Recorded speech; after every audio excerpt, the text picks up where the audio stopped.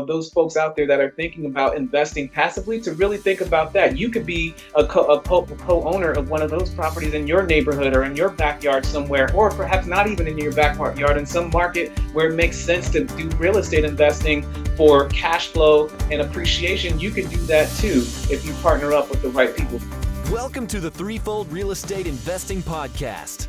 This is the podcast where you'll not only learn how you can achieve massive success in multifamily real estate investing, but also how you can simultaneously pursue great relationships with your family and a better walk with God. You can achieve financial freedom through real estate investing without sacrificing the relationships that mean the most to you. Now, here's your host, Lee Yoder. Welcome back, Threefold listeners. I hope you're having a great week this week. It is finally warming up and it's sunny and not raining anymore here in Ohio. So I'm excited. We got Chris Price joining us from New York City today, a guy I just met a little while ago and really enjoyed his background and his outlook on things. So wanted to get him on the podcast. So excited to share him with you today and his experience and his expertise. But a little bit about him, then we'll bring him in. Chris is an award-winning corporate professional, pharmaceutical executive, and leader with over 20 years of business operations experience in the life sciences industry. In addition to helping patients receive life-saving medications at a top 15 pharmaceutical company, Chris is the CEO and co-founder of Red Fox Multifamily, a real estate investment company aimed at providing life science industry professionals with hands-off commercial real estate investment opportunities to recession-proof their retirements. Chris is an active, accredited real estate investor and entrepreneur since 2012. With investments today in real estate syndications, funds, single family, and land. Chris is also the host of a 950 member plus wealth mindset and real estate investing virtual meetup. That's a tongue twister. And then today, Chris has invested in over 482 commercial multifamily and single family units and counting. I think that changed as he was just telling me. But as both a passive investor and a general partner across Texas, Georgia, and Alabama.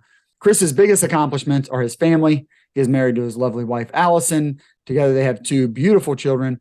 Chris, that was just a little bit of your background, but man, thanks so much for joining us today. Excited to talk to you. Thank you for having me. I'm looking forward to this conversation. Yeah. So Chris, why don't you start? I think it said since 2012. So take us back there. You know, I think you're doing the same thing, but just like a little bit of what did your life look like? What were you doing? And then what got you interested in real estate? Why did you jump into investing passively in real estate?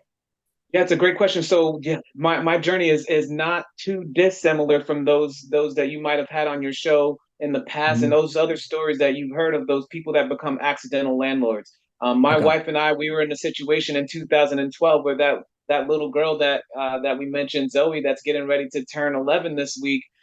We were getting ready to move into our new home. And we didn't want to sell our condo that we had at the time because we had bought it at the height of the market back in 2006. And, you know, we didn't want to take a loss on that based off of where we would sell it at. And so we said to ourselves, hey, let's just rent it out. So when we moved up to our new house and we then held on to this little condo, and that little condo was rented very easily, and it turned out to be a really solid cash flowing asset for us. And then the market recovered and things continued on, and we said, hey, this is really a great thing. We started to catch that bug of being landlords and real estate investors. And then we looked at this and said, hey, this is pretty interesting. What if we were able to add some more of these single family or condos to our portfolio and scale from there? So that's kind of how we got into this whole idea of real estate investing in general. And I know we'll go throughout the conversation as we go on today, but that's just a little nugget about how we got there. And then I'll explain a little bit more later.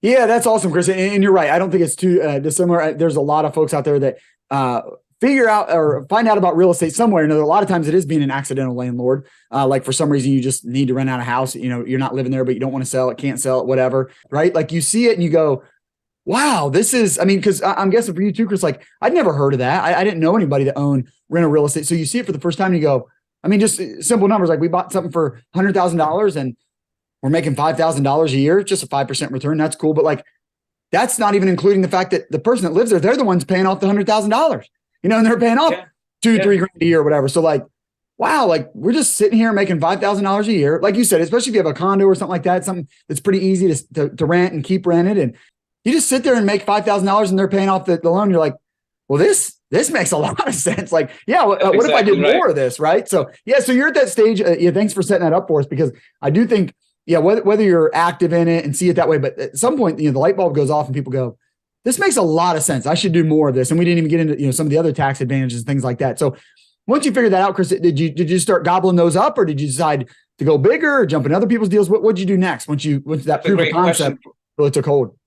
Great question. So for the next 9-10 years there, we had focused on maximizing that investment as a little cash flowing asset. It was cash flowing. We would take advantage of it and do some cash out refinances, take some of the equity out of that place, and do some things that we wanted to do, and sort of strategizing to build our portfolio. But really, as we started to get into this, we thought to ourselves, hey, we are really enjoying this idea of being real estate investors. How do we scale this? So like many other people, I went deep down the rabbit hole of reading all the books, the Rich Dad, Poor Dad books, Cash Flow Quadrant, all of the books that in podcasts and meetups and all of those things, and started getting exposed more and more to the idea of real estate investing. And so my wife and I, we talked about maybe we should go about doing this where we can actually buy up a bunch of turnkey single family rentals throughout strategic markets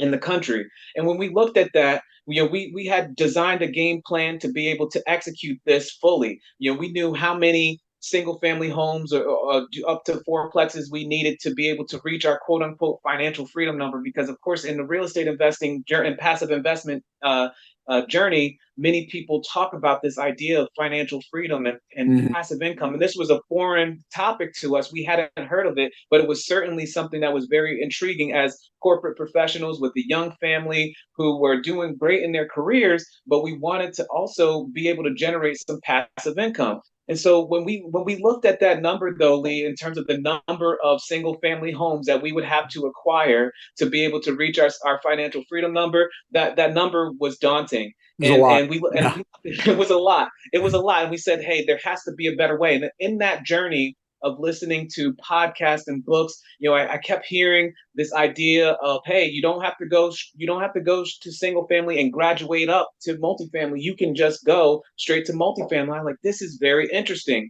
So, lo and behold, I'm joining various different meetup groups. One of the meetup groups that I happened to join was actually a meetup group that was for multifamily. And I started networking and learning about multifamily real estate and syndications and networking with different operators. And I found myself then started to get exposed to this. And, lo and behold, my wife, when I went back to tell my wife and said, hey, babe, remember we were talking about doing single families and buying up these things, a few times, a few properties year over year. Hey, I would like to change that a little bit to now focus on multifamily passive investing into syndications.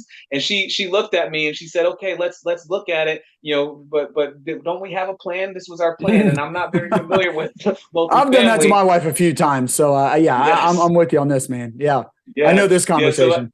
So that's right. So I pulled the carpet out from under her a little bit, but she got on board with it. I got her educated, helped her understand why and the approach. And so lo and behold, we started focusing on passively investing into syndications. And I found myself in 2021 in multiple deals and across the Southeast, in the Midwest, focused on, building our portfolio that way instead of trying to buy up single family rentals throughout the country. So that's how we got into this whole idea of multifamily syndications. Yeah, that's awesome. And that's another story that's pretty common, Chris. I mean, and I went through a little bit of this myself. Very similar, where you again, proof of concept. So it's like, okay, let's do this. And yeah, maybe you just have a single family. For me, we had a duplex, and it was like, okay, this is awesome. Like we make this much every month. And as long as we own this property, we're always going to make this much, right? I mean, if it's rented, there's some, but for the most part, in general, we're going to make this much. And again, and they're paying off the loan for us. This is amazing. So it's like,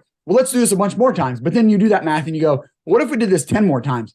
And you're like, man, well, that's still not like doing that much. I'm not quitting my job or anything. What if we do it 20 more times? Okay. Yeah. 20 more times. Maybe I quit my job. It's still not setting the world on fire, but like it replaces my income or something. But do I want to buy 20 duplexes I didn't. And, it sounds like you kind of did some of the same calculations. So then you say, well, what else can we do? And a lot of times it is, let's go bigger. Like instead of buying 10 single families, what if we bought 120 unit, and I'll say, one unit inside a 20 unit doesn't cash flow like a single family, but if you can get 20 at a time, it's a lot easier than getting 10 single families. You can probably make the same amount of cash flow. So you start doing that. And you say, well, let's do this passively. That's where you've gone, Chris. And it's a lot of your focus now. And you've got this great meetup and you're teaching so many other people to kind of do the same thing. So where do you start with people? If someone comes to you and says, well, Chris, I'm pharmaceutical sales too. And I'm pretty interested in real estate, but yeah, I don't have time to do it actively. So I kind of want to do what you're doing. How do they get started, Chris? What are some of the first steps that you have them take to make sure they're ready to invest passively in a multifamily syndication? Look, I'll tell you, I will tell those individuals that, ask themselves the question, do they want to be dealing with the tenants and the termites and the toilets, as they say, right? And and in fact, when I was managing that single family condo that we had, I was doing all that. I was the guy taking those phone calls. My wife wanted nothing to do with it. We had one bad round with some tenants that really kind of affected us, and we wanted to, and we had to evict them. And that process in New York, especially, was really painful. And so we went through all those things, and it was really painful. So I tell the people who think that they want to manage properties or actively invest, to really ask themselves that question: do they want to be dealing with those things, or do they want to be able to vet an operator that is doing this full time, that can operate a property, that can handle all of those things with experienced professional property management, to be able to successfully execute a business plan on their behalf, and position those things. Even if you are handy as a a lot of my friends out there that I know are super handy, like, oh, I can manage that and I can do this. No, I would tell you that your time is better spent vetting a solid operator who can execute the game plan that is needed on some value add opportunity from a real estate syndication perspective, and then you placing your money in their hands to be able to do that, and then you get to sit back, passively invest, and reap all the benefits of being a real estate investor. I mean, like that when I learned about this, I was ticked off that I didn't know about it. I had no idea, never heard about real estate syndication, thought it was a swear word. Come to find out that you can do this. And those apartment buildings that I drive around here in the New York City area are in fact more than likely owned by some group, and that I could potentially invest in those things. And that just blew my mind. And so I put in the mind of those folks out there that are thinking about investing passively, to really think about that. You could be a co-owner of one of those properties in your neighborhood or in your backyard somewhere, or perhaps not even in your backyard, in some market where it makes sense to do real estate investing for cash flow and appreciation. You could do that too if you partner up with the right people. So that's what I'd say, Lee.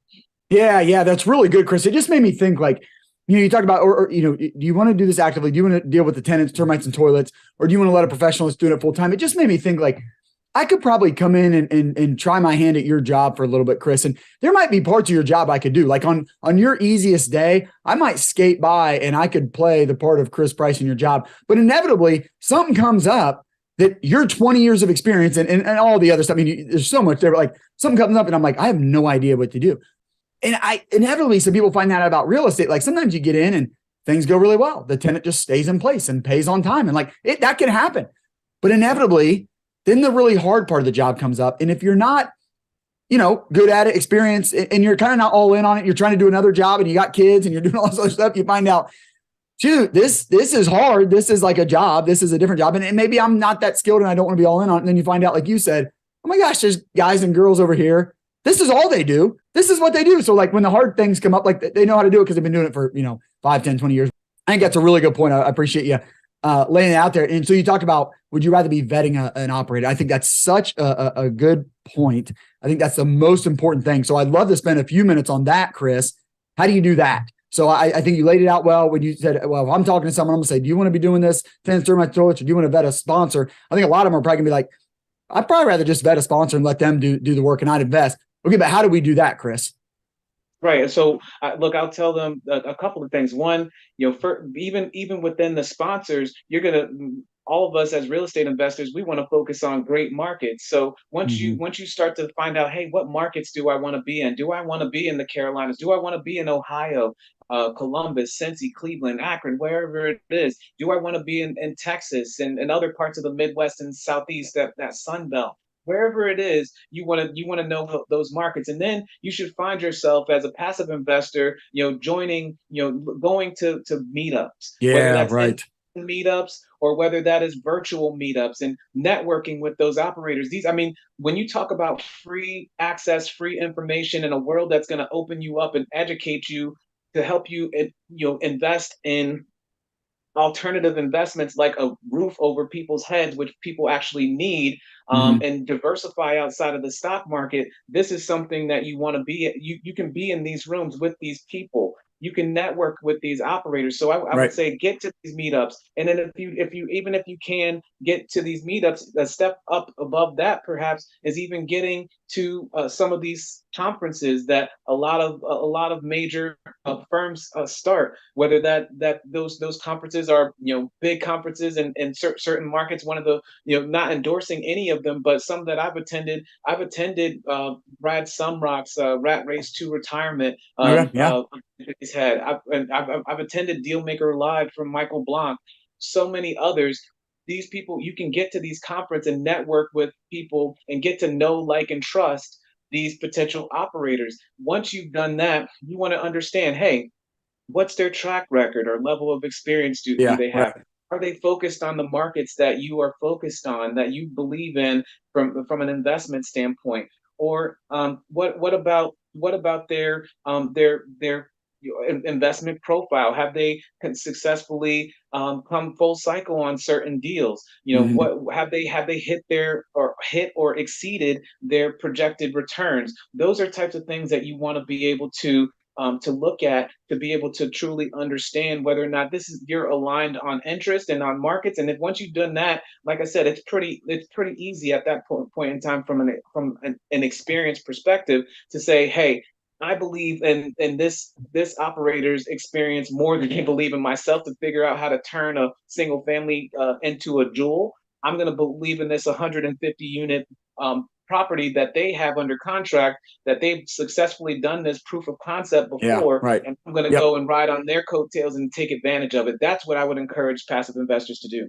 Yeah, really good stuff there, Chris. I heard, figure out what location you want to be in, then you're going to be looking for sponsors in that area. And if there's meetups, even virtual meetups in that area, you're going to meet, or just the big conferences, you're going to have a chance to meet those sponsors, to vet them in person. They'd be happy to sit down with you. That's what they want to do, is sit down with the passive investors, and you can vet them in person and ask those tough questions. And that's where you can get a feel for somebody, right? Whether, they're trustworthy, or they be in, forthright with you, making eye contact, answering your questions directly and things like that. The other thing I was thinking about that, Chris, is when you're at these meetups and you're networking, going to conferences, you can also very likely find other people that have invested with that sponsor. That's as good as it gets right there, as far as, getting a good idea what that sponsor is going to be like before you ever invest with them, because you just talked to somebody else that had, right. And then was just Absolutely. thinking about the track record. And I like what you said there, Chris. What I kind of pulled out of that, you said, what is their track record like? And you said in this specific market. And I'm thinking even in this specific class of investing. So to me, it's like, well, we've been operating apartments and we've done really good for the past 10 years. That's awesome. But today you're buying a class A in downtown Atlanta. Have you done that before? And that's kind of what I heard Right. you saying with the track record on the specific market. Like, have you done it? Have you done exactly what you say you're going to do? Have you done that before?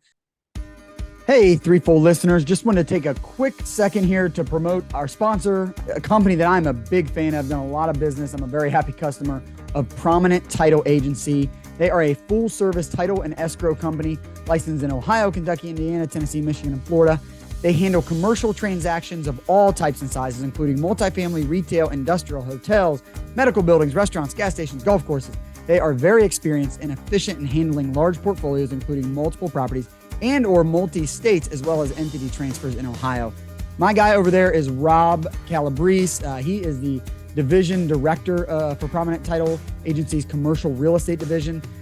Being a licensed attorney and title agent in Ohio and Kentucky, Rob has strong knowledge of the complex world of commercial real estate. He also offers legal services in all aspects of commercial real estate. Guys, I've worked with Rob a lot. We're getting a deal under contract now, and I told the broker, I said, man, I really want to work with Prominent Title. Just trust those guys over there. They're great. They're quick. Love working with those guys. Now, back to the show. That's really good stuff. Chris, I always like to ask my guests, all this being said, what would you say, and let's maybe stick to passive investors because that's kind of, what we've been talking about here. What do you think makes is that key ingredient that makes for a successful passive real estate investor? Wow. Look, for a passive real estate investor, I think there are probably a couple of keys, but the two that I would focus on is one, being decisive, and two, being a good assessor or judge of character. Yeah, there's something to be said about this, right? We all come across people as we interact in our daily lives, and I think everyone has you don't judge a book by its cover, but when you get a chance to interact with these people and you get a feel from that. And I do believe that there's something innate in us that gives us that gut feeling or that intuition that we have as human beings to be able to read the other person and say, hey, this person, hey, they have my best interest in mind. And yes, I'm going to do my due diligence, the whole trust but verify thing. But I Yep. feel really solid about this individual that I'm talking with, and they give me that feeling, that confidence that Yeah. I can That's trust good. them, and that I can invest my hard-earned money with that individual, and I know it's in good hands, and I'm likely to see my return. And then Yep. on the other side of that, the when it comes to being decisive, look, I interact with a lot of investors, and it's okay if you're not ready. It's okay if you're still thinking about things. Look, I said a little while ago, when I got exposed to syndications, I was floored that this was even possible, that I Uh-huh. could even do this. And so I understand that emotional process that people are going through, and that, hey, I'm still trying to feel you out and understand, but I'm really excited and I want to go ahead and do this. But if you're not ready, say that. Take your time and really get to learning and educating yourself, which is the most important thing about this. When you are educated, and that helps you operate from a more informed position, and then that therefore translates into being a more decisive investor. So when that investment Oh yeah. opportunity across your desk, and that it's checking all of your boxes from your market, as we talked about earlier, it's checking off those boxes from an investment perspective, in terms of the projected returns that you said that you were going to set your threshold to invest in. Then you can be decisive and say, yes, this is the opportunity I'm going to pursue, and I'm going to finish my due diligence. And once that opportunity is presented in front of me, I'm going to go ahead and make that investment. So those are the things that I would say that passive investors should focus on. Yeah, that's really good, Chris. And I always like to ask, kind of flip that question on its head a little bit and ask, what is the key ingredient for having success at home, with faith, if that's important to you, but certainly your family, which I know is important to you. What's the key ingredient? What are you, maybe you and your wife, doing to make sure, hey, while you're busy doing the W-2 and, investing passively, trying to have this success in real estate and help others to have this success in real estate, how are you making sure you're having success at home as well? Yeah, so it takes as you know, Lee, it takes a huge investment for us to do this. My Yeah. wife and I are busy professionals. We are also busy entrepreneurs, and we have families and friends and all the other demands that everyone else has. But we take it upon ourselves to really pride ourselves into trying to invest as much as we can into being what we call being a blessing for others. Mm. And what I mean by that is, when we found ourselves on this real estate journey, as people who were just completely and entirely exposed to just traditional ways of investing in our 401ks and IRAs, and dealing with the volatility and up and down of the stock market, and thinking to ourselves, hey, there has to be better ways. And how do we really get ourselves to expand and grow and provide generational wealth to our Yeah. families? Like, we're busting it here. How can we do better? How can we provide more to our families? We said to ourselves, once we started learning about this idea of passively investing, and shifting over into actively investing, that really triggered something in us to think about how we can then be blessings to others.